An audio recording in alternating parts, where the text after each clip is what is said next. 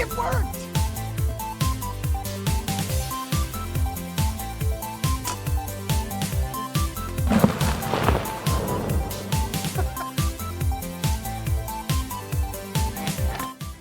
It's not magic, it's science. Hi everyone, and welcome back to iScience with Dr. White, coming to you from the CEC studios. I'm your host, Dr. Donald White. I've got an explosive new episode for you today, and I'm excited to get started. You guys know I love a good explosion. An explosion is a rapid increase in volume with the release of energy in an extreme manner. Most of the explosions we think of are the result of a fuel source mixing with oxygen and then igniting. As the fuel combusts, it forms new materials as the product of the reaction. Those new materials are gases that expand with the heat. The expansion of the gas is what causes the damage we associate with explosions. Flames can be a part of an explosion, but they're not always. The fuels that can cause explosions can vary widely. Some of them you know, like gasoline or dynamite, but some of them you wouldn't expect. Sugar, flour, and even plain old dust can be explosive under the right conditions.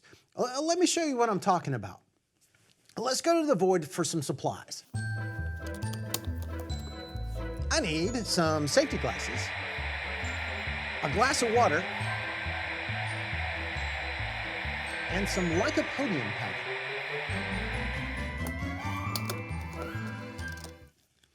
Safety glasses on for safety. The experiments I'm showing you today should not be repeated at home, so don't try this at home.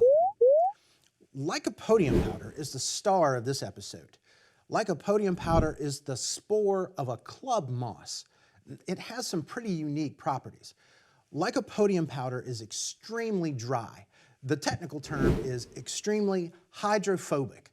Hydro meaning water, and phobic meaning fear. It means it doesn't mix with water at all. Let me show you.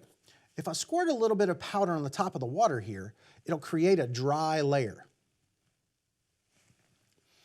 If I push my fingers through the layer into the water, the powder will stick to my fingers and keep them from getting wet.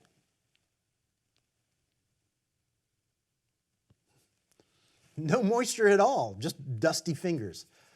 Lycopodium powder has been used for all kinds of applications where things needed to be kept dry, like medical gloves and even a covering for pills.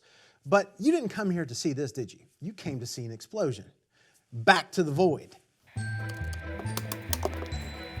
I need a fireproof dish, a lighter, and my special lycopodium explodinator. Lycopodium is extremely flammable, but only under the right conditions. If I pour some of the powder into this dish and put a flame to it, nothing happens. That's because the dust is all clumped together and the oxygen in the air can't mix with it to create the rapid combustion we'd like. But if I sprinkle a little powder over an open flame, the powder spreads out and mixes with enough oxygen to combust. For my 5th grade friends, this is a chemical change.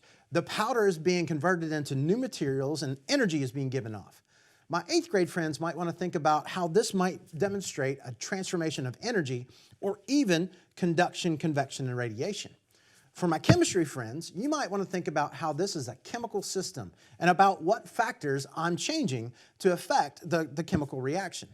For example, if I put some of the powder in my lycopodium explodinator, I'm really changing some of the conditions of the reaction.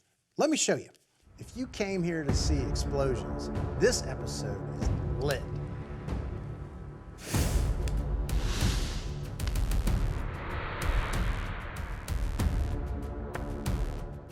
Isn't that awesome? My explodinator here works by allowing me to turn a whole lot of lycopodium powder into a big dust cloud. The particles are really small and spread out so they can react with the oxygen in the atmosphere. The flame from the lighter kicks off the reaction and gives us that amazing fireball. The good news is that fireball doesn't produce a whole lot of new gases and energy. It looks like a lot, but it's really not. That means it doesn't do a lot of damage in a setting like this. Because of that, lycopodium is used for special effects on stage and in movies. It helps make movie magic. But remember, it's not magic, it's science. See you next time on iScience with Dr. White, coming to you from the CEC studios.